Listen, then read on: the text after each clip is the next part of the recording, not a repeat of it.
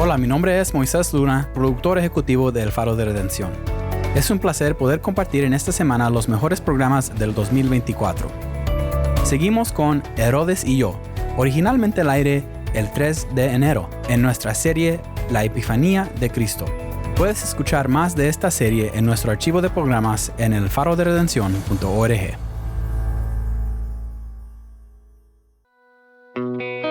Yo creo que si voy a entender bien la historia de las Escrituras, tengo que entender que Herodes y yo tenemos más en común de lo que me gustaría admitir.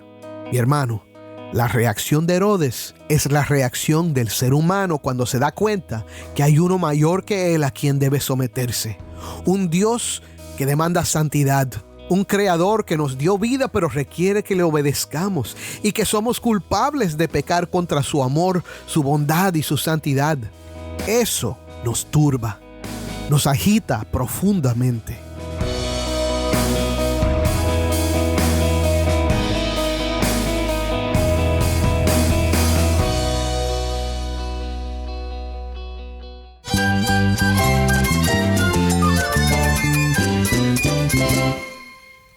Cristo es mi todo. Cristo es el Rey del universo, es quien guía nuestras vidas. Él es grande y amoroso. Él es real. Solamente Jesucristo es nuestro Señor y Salvador.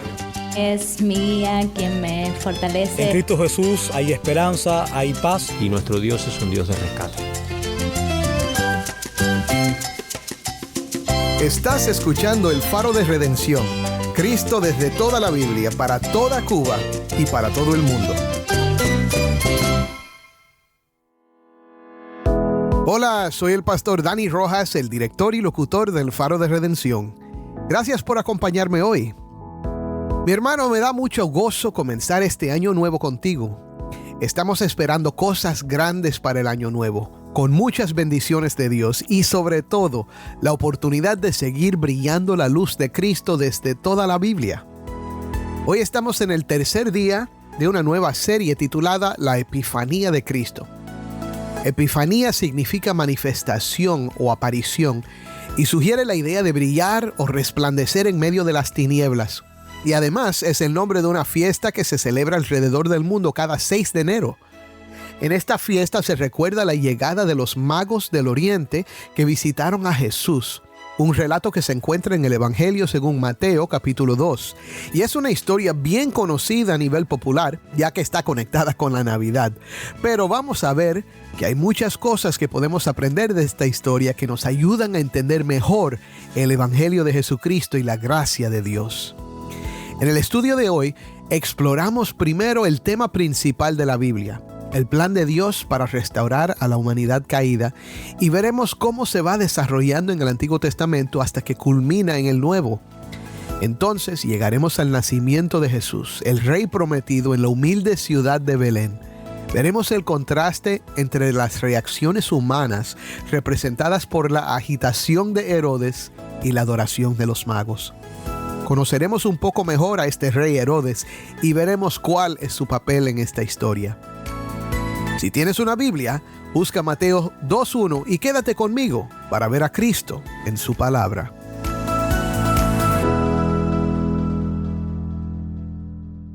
Mi hermano, en el Faro de Redención enseñamos que el tema de toda la Biblia es el plan de Dios para restaurar una humanidad caída.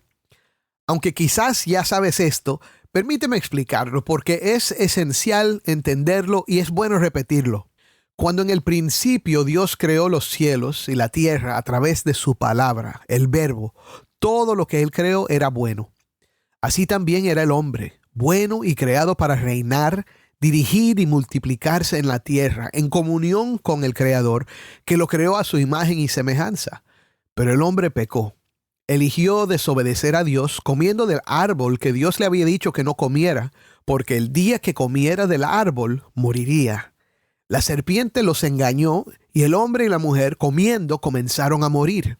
El pecado, la corrupción y la muerte entraron al mundo y los hombres comenzaron a adorar y a servir a las cosas creadas en vez de al Creador.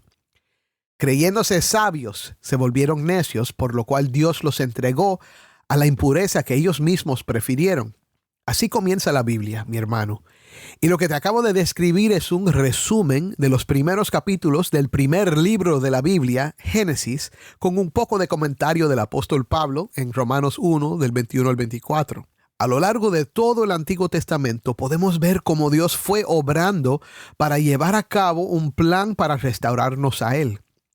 Dios le había dicho al primer hombre y la primera mujer que un día la simiente, o sea, un descendiente de la mujer, aplastaría la cabeza de la serpiente, aunque ésta le mordería el calcañar.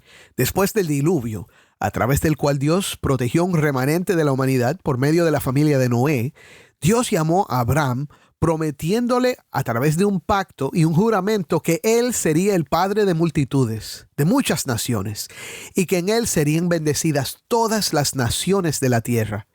Cuando sus descendientes quedaron como esclavos en Egipto, Dios levantó a Moisés para enfrentar a Faraón, el rey de Egipto, que los había hecho esclavos, y a través de milagros hechos por la mano de Dios, salieron libres hacia la tierra que Dios le había prometido a Abraham para sus descendientes. Cuando todavía iban rumbo a esa tierra prometida, Dios hizo otro pacto con Israel a través de Moisés.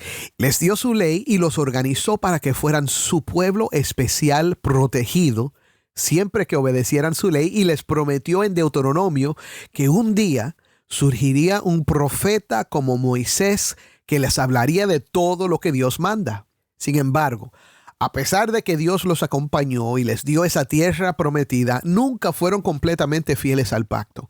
Como descendientes del primer hombre, la corrupción del pecado seguía reinando en ellos e Israel se fue tras otros dioses y la injusticia y la maldad prevalecían. A David, el segundo rey de Israel, Dios le prometió con un pacto y juramento que un descendiente de él vendría que establecería justicia y que su reino sería para siempre. Los descendientes de David nunca dieron la talla como reyes. La nación se dividió y Dios comenzó a enviar profetas que hablaron del juicio inminente de Dios, junto con la promesa de uno que vendría a restaurar a su pueblo y que las naciones vendrían a su luz para aprender los caminos de Dios. Sin embargo, la nación de Israel fue destruida por Asiria y luego Judá fue conquistada por Babilonia, el templo fue destruido y sus hijos fueron exiliados a esa nación por 70 años. Todo conforme a la palabra de Dios proclamada por los profetas como Jeremías e Isaías. Ahora, ¿por qué te cuento todo esto, mi hermano?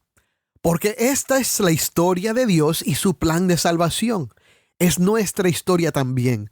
Nosotros no somos mejores que nuestros antepasados. Tenemos todos esa corrupción del pecado que nos deja ciegos a la verdad de Dios y muertos en nuestros delitos y pecados.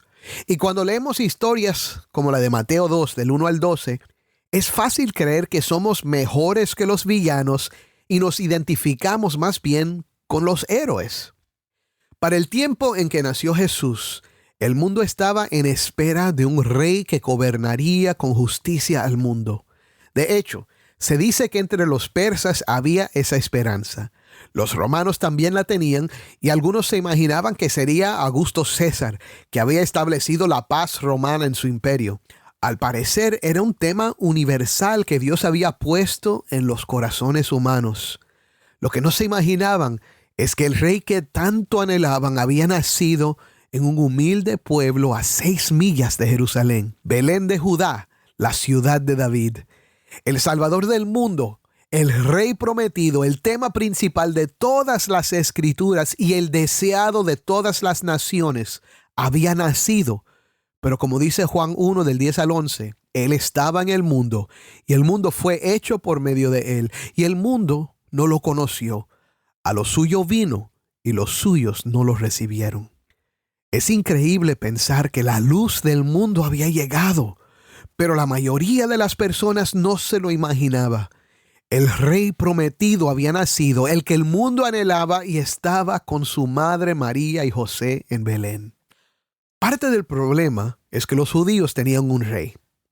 Era un hombre muy capaz y astuto, que con solo 25 años había servido como el gobernador de Galilea, y cuando tenía unos 34 años, el Senado de Roma le había dado el título de Rey de los Judíos porque confiaban en él.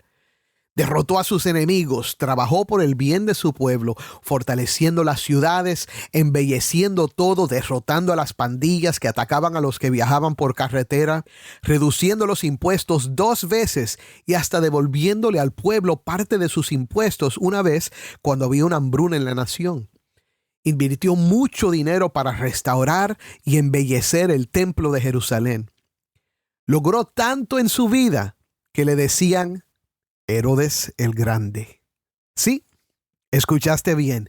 Ese Herodes es el mismo de nuestro texto de esta semana. Escuchemos de nuevo Mateo 2, 1 al 2 en la voz de Taimí, que nos acompaña desde Bauta, Cuba.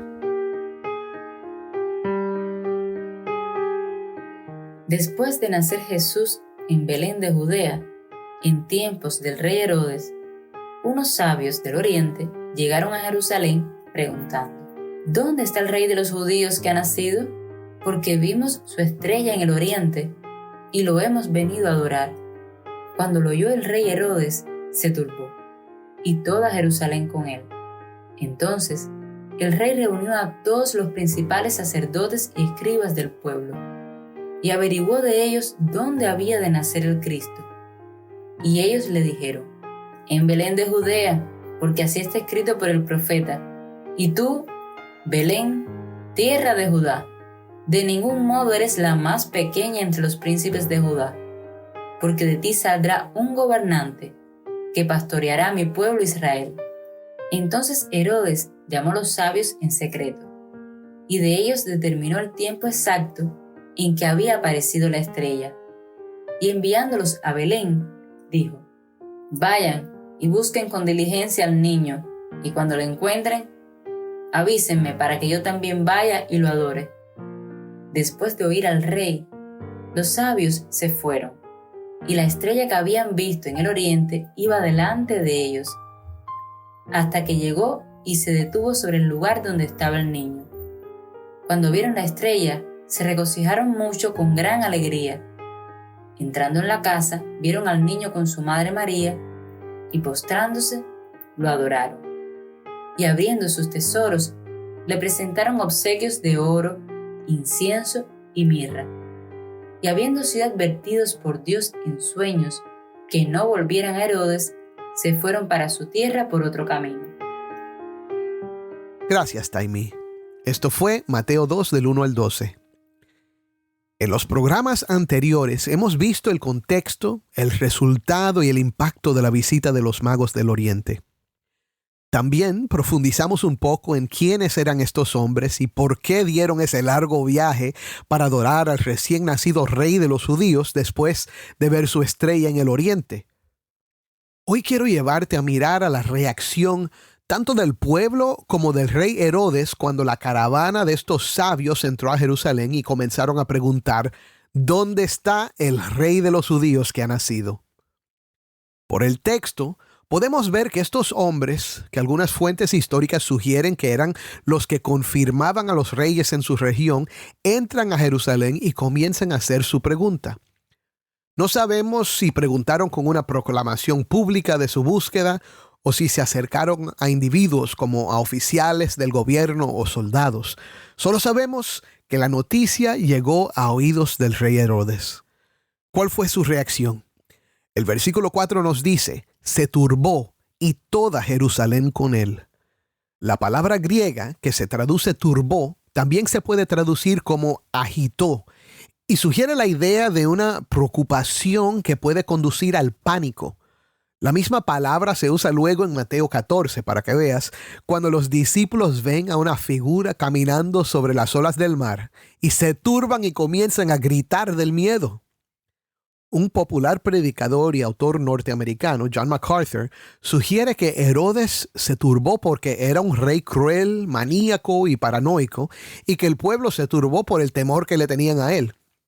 Y ahora, es cierto que algunos historiadores modernos estarían de acuerdo con esto, pero otros ven a Herodes como un hombre y gobernante de su época, que usaba la violencia para mantener la paz en su país.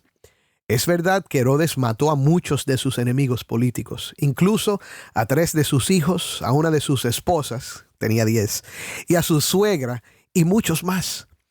Pero también su papá Antípater fue asesinado por un enemigo que él había tratado con misericordia cuando Herodes aún era un hombre joven.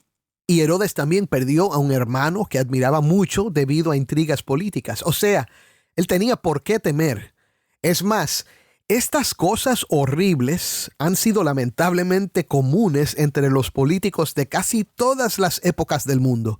Incluso los gobernantes de Israel y gobernadores cristianos, musulmanes, ateos o de cualquier creencia que te puedes imaginar. Y muchos de ellos han sido amados y celebrados por sus ciudadanos.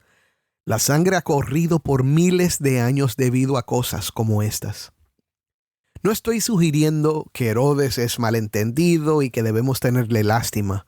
Hizo cosas espantosas. Incluso airarse tanto cuando los sabios no regresaron a decirle dónde estaba el niño rey, que despachó soldados a matar a todos los niños alrededor de Belén que tenían menos de 2 años para eliminar la amenaza del prometido rey de Israel.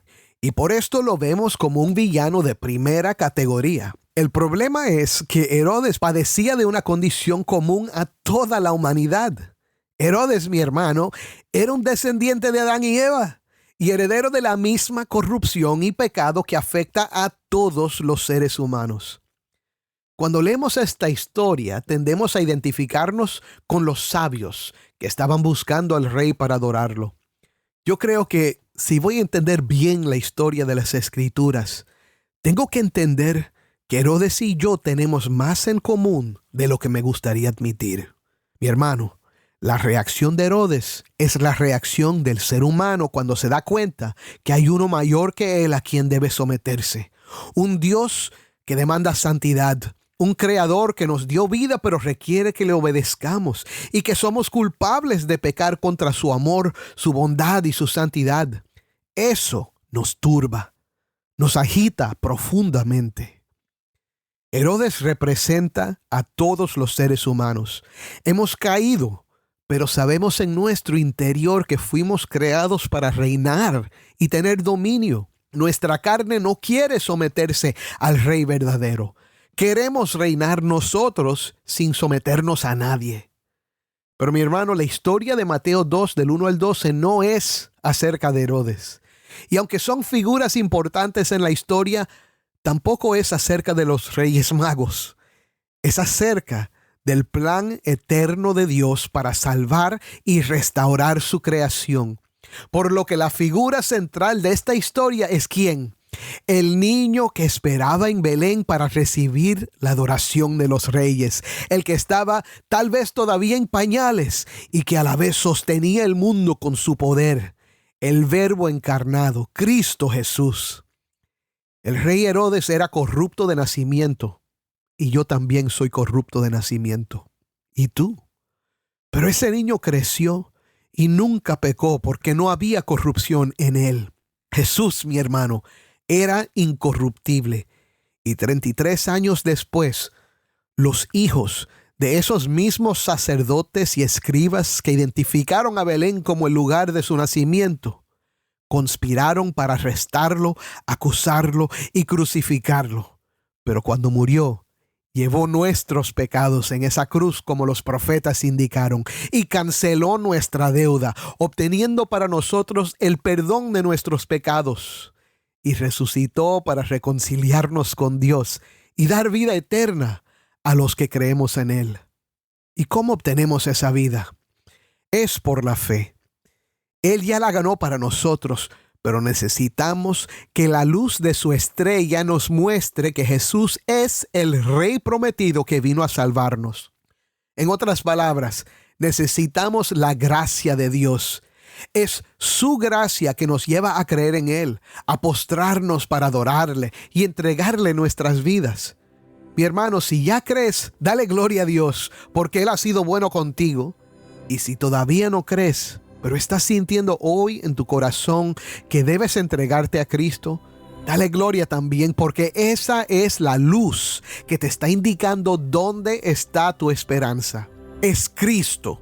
el que nació para morir y resucitar y reinar para siempre, el que viene otra vez para juzgar a los vivos y a los muertos, el que quiere perdonarte, restaurarte y darte vida eterna. Él te llama. Créelo. Amén.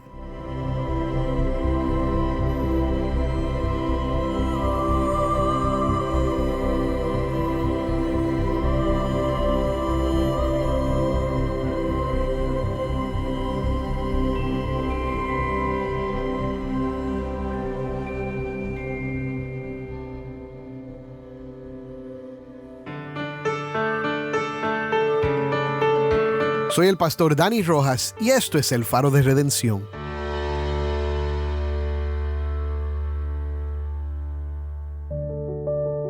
Mi hermano, la historia de Mateo 2 del 1 al 12 nos revela la reacción turbulenta de Herodes, y esto, un representante de la resistencia humana al sometimiento a un rey mayor.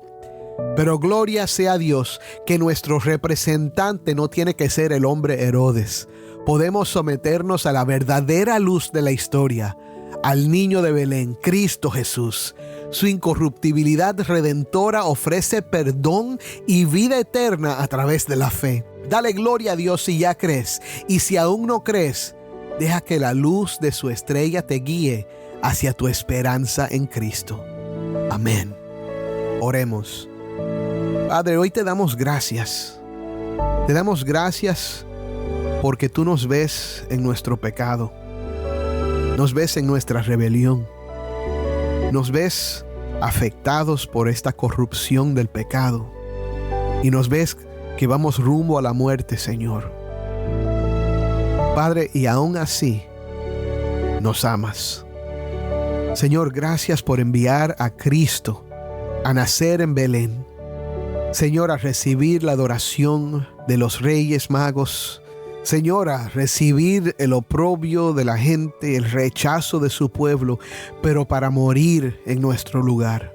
Señor, ayúdanos hoy a confiar en esta verdad y a proclamar con fidelidad, con pasión, Señor, con fe, que Cristo es el Rey de Reyes y Señor de Señores, y es el poderoso Salvador para todos los que creen en Él.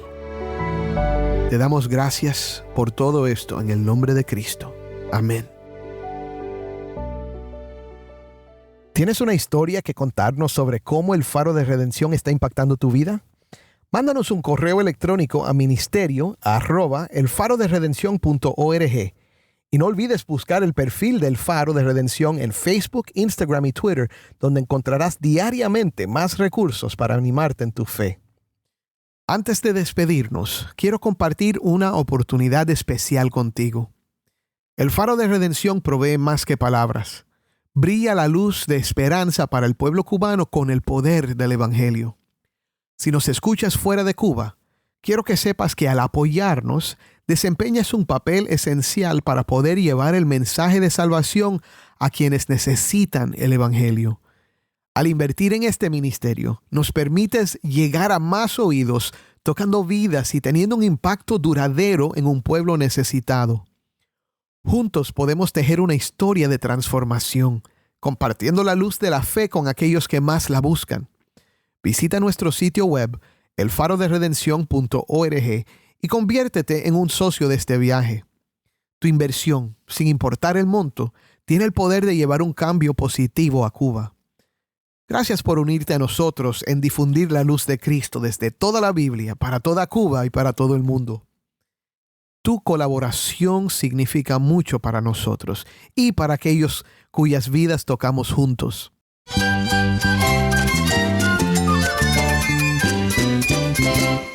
Soy el pastor Dani Rojas. Te invito a que me acompañes mañana aquí en el Faro de Redención. Cristo desde toda la Biblia para toda Cuba y para todo el mundo.